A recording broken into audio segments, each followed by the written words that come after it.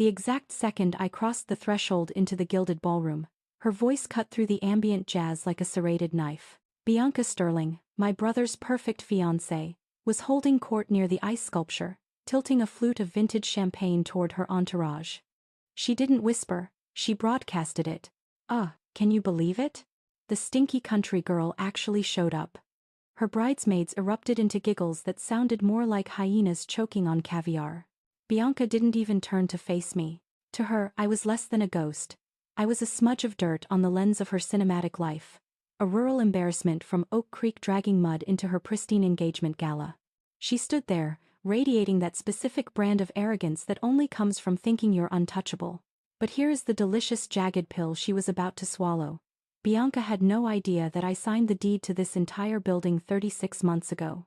She didn't know that the Monarch Hotel wasn't just the venue. It was my chessboard. Every crystal in the chandeliers vibrating above her meticulously sprayed hair, every silver fork she used to stab her appetizers, every single inch of Italian marble clicking beneath her red-bottom shoes belonged to me. Tonight wasn't just a celebration of love. It was a transaction she thought she was winning. But by the time the final toast was made, that whisper was going to cost her more than just her dignity. It was going to cost her future. My name is Elena Vance. I'm 31, and I was raised in a town where the biggest headline was Old Man Miller's tractor stalling on the bridge. I packed my bags at 18 and never looked in the rearview mirror. Not because I hated the rolling hills, but because my family made sure the oxygen in that house was reserved for someone else. See, I have an older brother, Nathan. The prodigy, the sun around which my parents orbited. In their eyes, I was just a rough sketch, discarded in the bin, while Nathan was the framed masterpiece hanging in the gallery. So, with $200 crumbled in my pocket and a heart full of stubborn rage, I ran. They thought I'd fail. They thought I was starving in a studio apartment. They were wrong. Back in Oak Creek, the rumor mill spun a pathetic narrative about me. They imagined me shivering in a drafty studio apartment, surviving on discount tuna and stale crackers, which, to be fair, wasn't far from the truth for those first 24 months. I was struggling. But what they didn't know, what I refused to broadcast to anyone back home, was that I had taken a job as a cleaning lady at a high-end boutique in downtown. That uniform, that scratchy gray polyester dress, it made me invisible. It made me feel insignificant to the wealthy guests walking past me. But invisibility is a superpower if you actually know how to use it. While I was scrubbing grout with a toothbrush and folding Egyptian cotton towels, I was listening. I was learning the anatomy of this business from the damp basement to the sunlit penthouse. I worked my way up from cleaning lady to night auditor, to operations manager. I didn't just save money. I starved myself to feed my savings account. I studied real estate trends like a hawk hunting mice. I made smart investments when others were panicking during market dips. I took calculated risks that would have given my father a heart attack. By 28, I held the deed to my first property, a dilapidated motel I renovated into a gold mine. By 30, I had 3. Now, at 31, I am the founder and CEO of Birch Hospitality, a portfolio of 6 luxury destinations across the East Coast. The Monarch Hotel isn't just a building. It is my flagship, my obsession. But here is the cold lesson you learn when you build an empire from scrap metal. Silence is expensive, but it pays the best dividends. I never told my family. Not a single word. To them, I was still the family disappointment, the wayward black sheep who couldn't hold a candle to Nathan. Nathan. The golden child, the living definition of favoritism wrapped in a mediocre suit. He worked a safe, mid-level job at a regional insurance firm. Yet my mother spoke of him like he had invented the wheel. To them, I was still just that stinky country girl who couldn't make it in the big city. The irony was so thick it felt like humidity. Tonight, the invitation to Nathan's engagement party sat heavy in my pocket. It arrived last minute, a classic pity invite orchestrated by my mother so she could uphold the illusion of a perfect, united clan. I almost tossed it in the shredder. But something pulled me here. Maybe curiosity. Maybe that tiny, pathetic ember of hope that they had finally changed. Spoiler alert. They hadn't. I stood in the grand foyer of my own Monarch Hotel, dressed in worn denim and my favorite leather boots, my hair still smelling faintly of sagebrush because I'd driven the long route just to clear my head. My outfit cost more than Bianca's entire ensemble, But you'd never know it unless you knew the designer labels stitched inside. That's the thing about real wealth. It whispers while debt screams. I spotted my mother, Margaret, holding court near the buffet, probably bragging about Nathan's amazing catch. Nathan stood next to Bianca, beaming like a man who had just won the lottery, completely unaware he was holding a voided ticket. Bianca's eyes finally flicked to me. Her smile was sharp enough to draw blood. She didn't see a sister-in-law. She saw an obstacle, a stain on her Instagram perfect night. That was fine. Let her underestimate me. I had learned long ago that the best revenge is patient. It's quiet.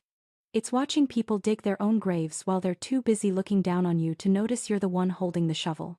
I smiled back, a wolf in sheep's clothing, and headed to the bar. My staff, trained to perfection, didn't break character. Marcus Thorne, my general manager, caught my eye from across the room and gave a barely perceptible nod. The stage was set. In about 3 hours, Bianca Sterling was going to learn a very expensive lesson: never insult the landlord. The party was exactly what you'd expect from someone like Bianca: ostentatious, loud, and desperate to impress. Ice sculptures of swans, a champagne fountain that looked like a plumbing disaster, and enough imported roses to bury a coffin. I took my drink to a quiet corner, trying to blend into the shadows. That's when Margaret found me. She approached like she had smelled something rotting. Her eyes scanned my boots with undisguised disdain.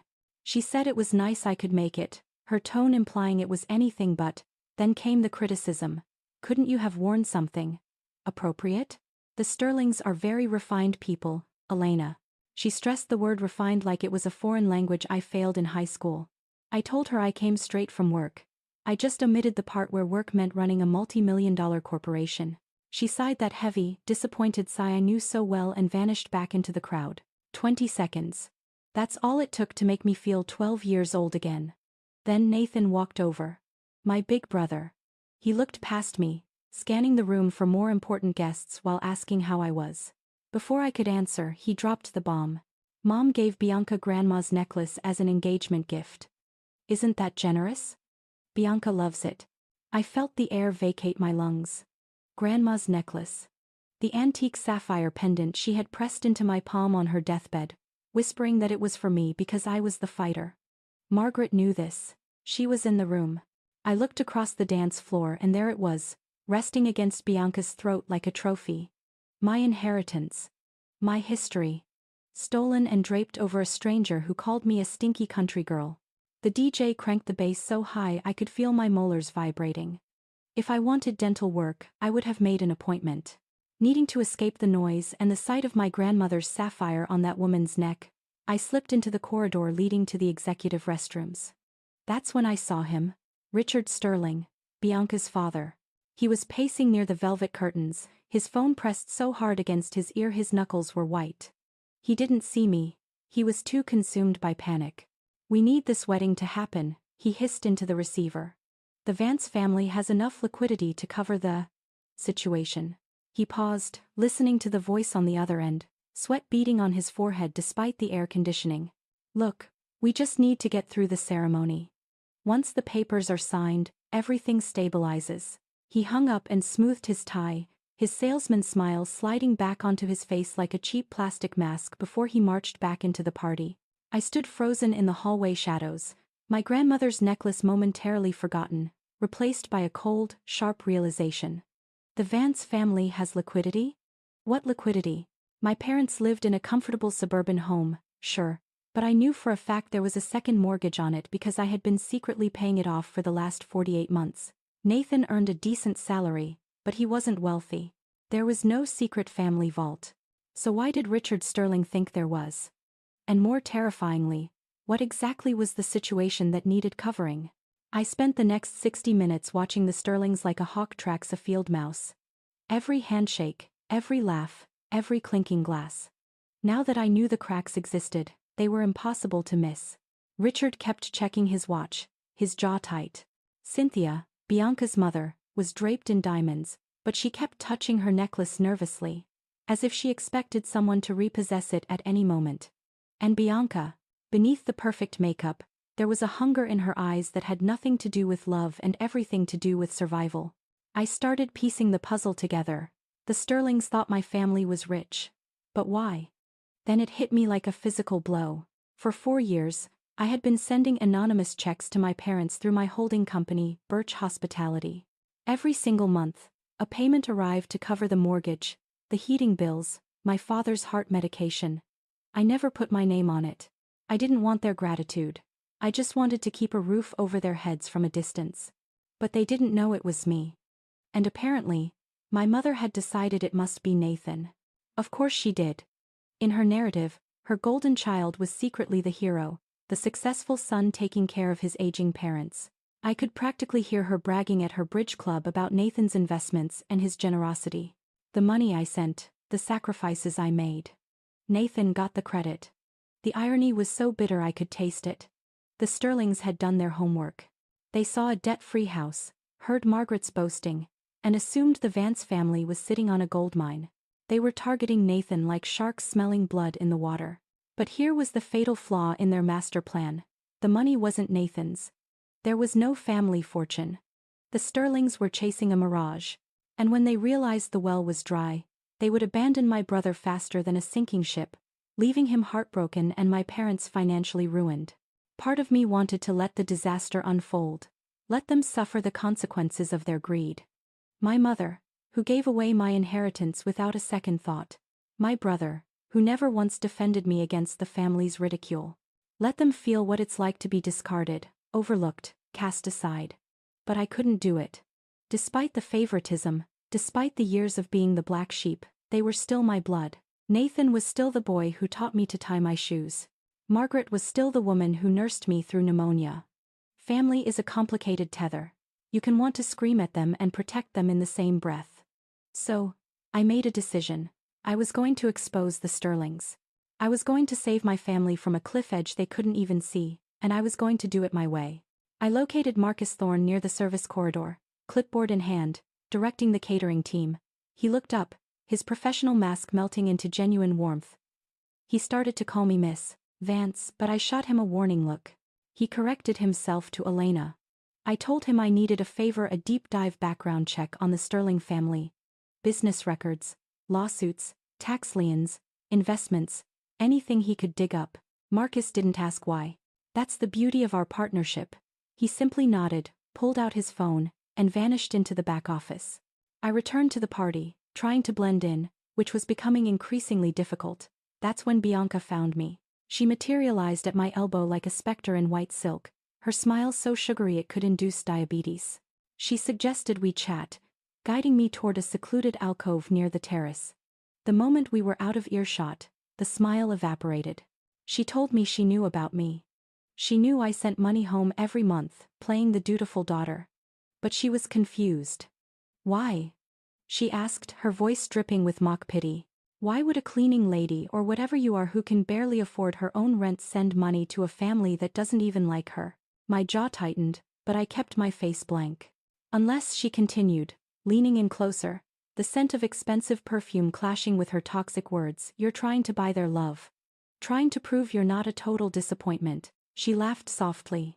It's pathetic, really. You should know that Nathan tells me everything. How you were always jealous of him. How the family only tolerates you out of pity. Her smile returned, sharp and cruel. I'm going to marry Nathan. I'm going to be the daughter this family actually wants. Honestly, Elena, it would be better for everyone if you just stayed away. Nobody would miss you. She patted my arm like I was a slow child. You're just dead weight, honey. I stood there as she walked away, processing the sheer audacity. Bianca thought I was struggling. She thought the money came from Nathan. She had no idea who she was insulting. It was like watching someone brag about their leased Fiat to the person who owns the Ferrari dealership. If arrogance burned calories, Bianca Sterling would be invisible. Marcus reappeared at my side, startling me from my thoughts. He handed me a thick manila folder and whispered, "You need to see this immediately." His face was pale, his usual composure shaken. The Sterlings aren't just in debt, Elena. They are being investigated for massive fraud. I opened the folder right there in the dim hallway, scanning the documents under the emergency light. Financial records, court filings, printed news articles. The more I read, the colder my blood ran. The Sterlings weren't who they claimed to be. Their real estate empire was a house of cards built on lies and other people's money. They were 6 months away from total bankruptcy and a federal indictment. This wedding wasn't about love. It was a golden parachute. I took the folder to my car in the parking garage, needing absolute privacy to process the horror. The overhead lights flickered, casting long, jittery shadows. The documents painted a grotesque picture. Richard and Cynthia Sterling had been running a textbook Ponzi scheme for years. They collected money from new investors to pay off the old ones, claiming to develop property that didn't exist. But the scheme was collapsing. Auditors were circling. The FBI had opened a case file. They needed an exit strategy, and fast. Enter my brother, Nathan. I could see their twisted logic. Find a family that appeared to have hidden wealth. Marry into it. Use the connection to shore up their crumbling reputation, or at minimum, drain their assets before disappearing. They probably planned to siphon whatever liquidity my family had before vanishing to start the con somewhere else. There was even a bizarre footnote in the investigators' notes, a rumor that Richard was seeing someone else in the Cayman Islands, likely securing a backup escape route without his wife. But here was the kicker. Marcus had included a report from a forensic accountant in Arizona from 3 years ago. Same pattern, same scheme, different names. The document listed the daughter not as Bianca Sterling, but as Jessica Miller. I stared at the photo attached to the file. Different hair color, same shark-like eyes. Bianca wasn't even her real name. Her parents weren't just failed business owners. They were career criminals. They had been doing this for a decade. Different identities, different targets, same game. I sat in the driver's seat, the folder heavy in my lap, and started laughing. I couldn't help it. These people had more identities than a spy novel. Jessica, Bianca, she was probably planning to be Stephanie by next Christmas. My phone buzzed. A text from Nathan. I looked at it for a long moment. Can we talk? Something about Bianca feels wrong. I checked the dashboard clock. 5 minutes until 9 p.m. That was when Richard Sterling was scheduled to make his welcome to the family toast. Too little, too late. Big brother, you should have trusted that gut feeling an hour ago. You should have trusted me years ago. But better late than never. At least the fog was lifting. I stepped out of the car, the folder tucked under my arm. The night air was warm, but inside the Monarch Hotel, the temperature was about to drop below freezing. A con artist in a white dress was about to have the worst night of her life. It was time to crash an engagement party. I walked back into the Monarch Hotel with a kinetic energy that felt entirely different from when I had left. Before, I was the invisible sister, the rural embarrassment everyone tried to hide. Now, I was the predator entering her own territory. Marcus met me near the service entrance, his expression a tight knot of concern and professional curiosity. "They're unraveling," he murmured, keeping his voice low.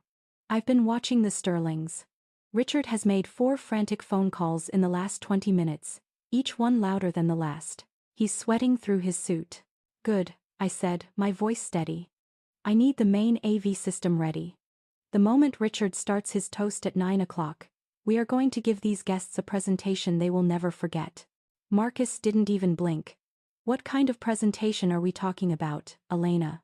I handed him a USB drive containing the scanned copies of the most damaging documents from the folder, plus the digital trail the forensic accountant had sent me. Court records from Arizona, financial statements showing the fake investments and the smoking gun. Photos of Bianca from 3 years ago under her real name, Jessica Miller. A paper trail of lies stretching back a decade. When Richard raises his glass, I said, I want all of this on the 4K screens. Every document. Every alias. Every stolen dollar. Marcus took the drive, a slow, grim smile spreading across his face. I always knew working for Birch Hospitality would be interesting, but this is cinematic. He turned and disappeared toward the control booth. My phone buzzed again. It was my lawyer, confirming the final nail in the coffin. The Sterlings were indeed under federal surveillance.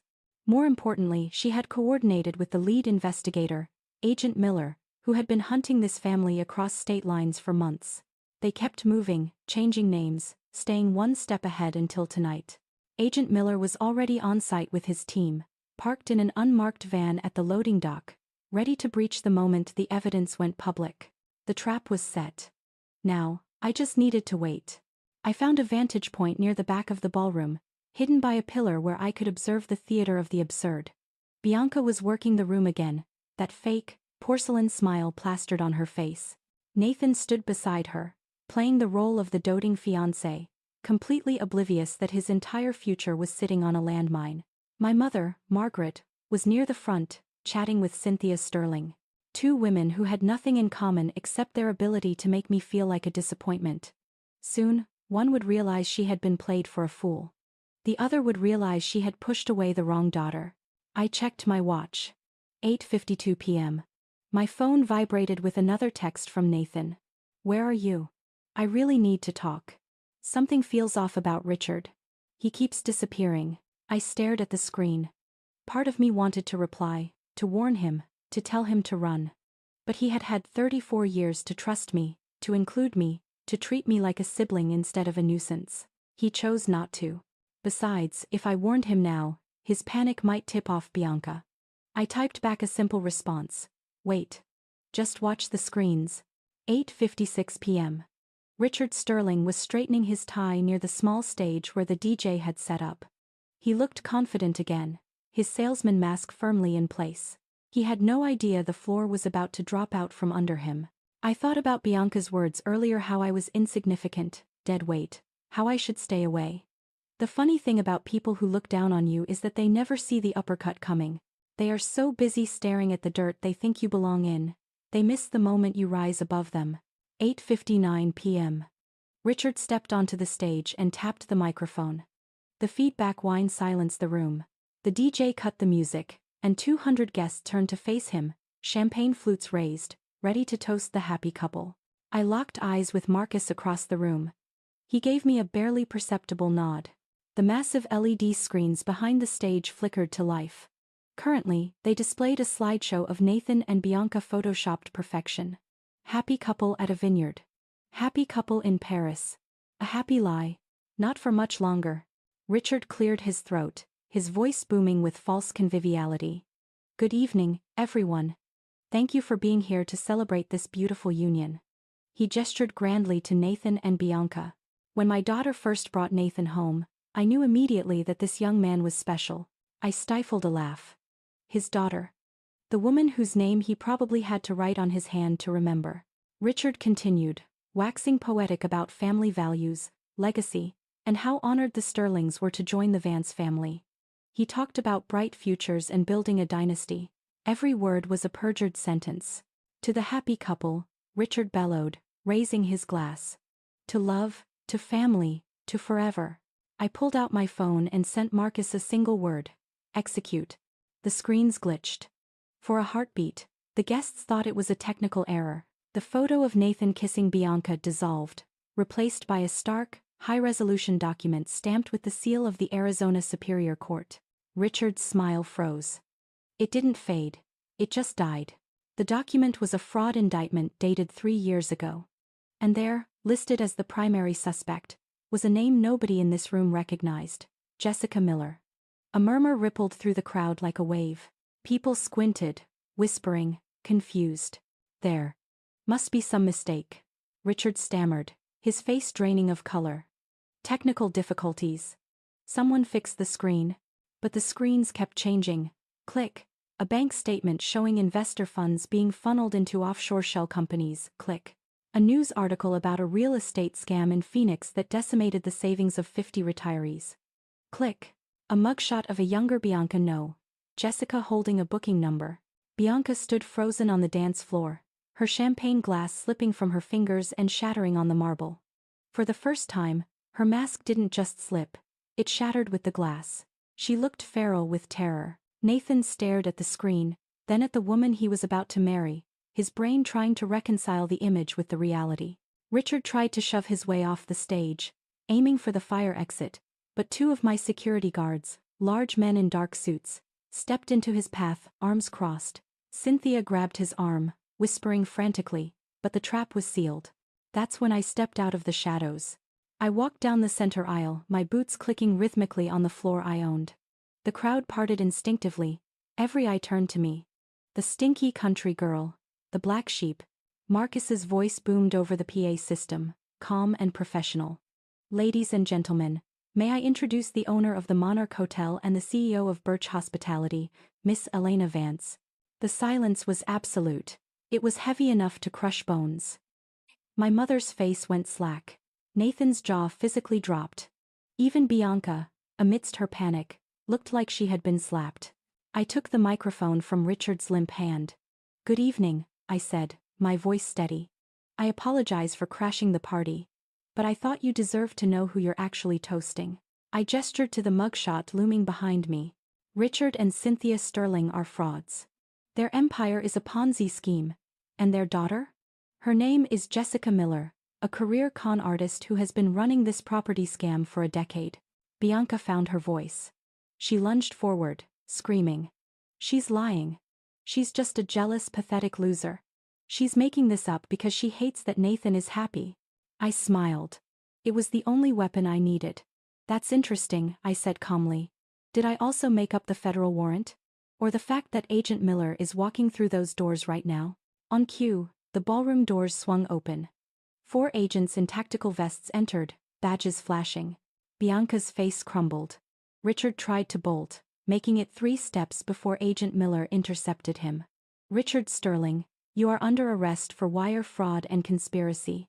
As they handcuffed her parents, Bianca turned to Nathan, her eyes wide and desperate. "Nathan, baby, please. She's crazy. We love each other. Don't let your psycho sister do this." Nathan looked at her. Really looked at her. I saw the war in his eyes, the love he thought he had versus the undeniable evidence on a 20-foot screen. Then, he stepped back. "I don't even know who you are," he whispered. Bianca's desperation morphed into pure, unadulterated rage. She spun toward me, teeth bared. "You ruined everything. You were supposed to be nobody. You're just a stinky country girl." Security caught her before she could reach me. I leaned in close, ensuring only she could hear the epitaph of her career. "This stinky country girl owns the floor you're standing on, pays the security team dragging you out, and will sleep like a baby tonight. Goodbye, Jessica." They dragged her out screaming, her designer dress bunching up, her dignity left in puddles on the floor. I turned back to the stunned room. "Well," I said into the mic, "the open bar is paid for until midnight. No sense letting good scotch go to waste." The next 60 minutes unfolded like a fever dream viewed through a kaleidoscope. The Sterlings, all 3 of them, were escorted out in handcuffs, pushed into the back of unmarked sedans while the remaining guests watched in stunned, uncomfortable silence. Bianca was still shrieking threats as the door slammed shut, something about lawsuits and revenge, but they were empty words from a hollow woman. She went from future Mrs. Vance to federal inmate number 8,492 inches less than 15 minutes. That had to be a record, even for the heavyweights of the con world. Inside the ballroom, the atmosphere had shifted from shock to a morbid fascination. Guests were huddled in cliques, whispering, checking their phones. By tomorrow morning, this story would be the main course at every breakfast table in the tri-state area. Nathan found me near the bar. He looked like a man who had walked away from a car crash, shaken, bruised, his worldview fractured. His hands trembled as he gripped a glass of water. "How did you know?" he asked, his voice cracking on the last word. "How did you figure it all out?" I swirled the ice in my drink. "I listened, Nathan. I watched. I paid attention. All the things I've been doing my entire life while the family ignored me." He flinched. The truth hit harder than the fraud. He stood quiet for a long time, staring at the floor. "I'm sorry, Elena. I know that doesn't cover it. It doesn't cover years of treating you like you didn't matter. But I am sorry." I studied my brother's face. I looked for the angle, the defense mechanism, but all I saw was raw, unfiltered remorse. "Sorry is a start," I said softly. Then Margaret appeared. My mother looked physically smaller, as if the arrogance that usually inflated her posture had been punctured. She approached slowly, her eyes red-rimmed. She started to stammer. "I didn't know. I thought." I cut her off. I didn't want apologies. I wanted clarity.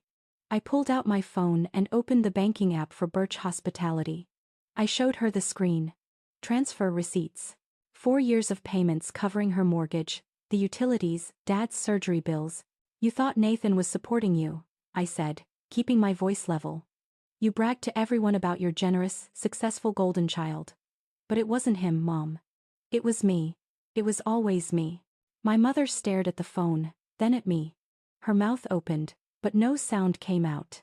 The realization washed over her face, a mix of shame and horror. I didn't do it for a thank you. I continued. I did it because you're family, even when you made me feel like a stranger. But I need you to know exactly who has been holding this roof up. Tears spilled over her cheeks. Real tears this time. She whispered my name, Elena, like she was learning it for the first time. Before I could respond, a glitter on the floor caught Nathan's eye. He walked over to where Bianca had been standing and bent down. He picked up Grandma's necklace.